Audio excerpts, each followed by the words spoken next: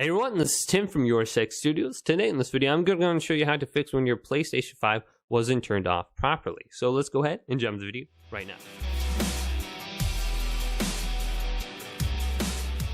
So you may be getting the screen when you place your PlayStation 5 into rest mode and it completely turns off on you. And you come back and this screen loads up. To fix this, go to Settings and then scroll on down to System. Then go to HDMI and go to Enable HDMI Device Link and turn this off. Now, if you read the description for HDMI device link, this says, if you turn on your PS5, the connected device will also turn on and switch to the input for the PS5. If you turn off the device connected to your PS5 will enter rest mode. So your PS5 could be in rest mode, and then you turn on or turn off your TV, and it turns off your PlayStation 5 for whatever reason. So go ahead and just try disabling this, and go down to Power Saving, and go to Features Available in Rest Mode, and go to Supply power to USB ports.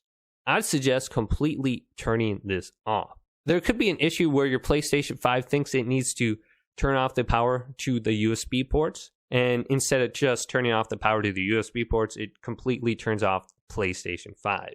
So try turning this off as well. In addition, if you are using like a power supply or a surge protector, try plugging it directly into the wall outlet as opposed to one of those.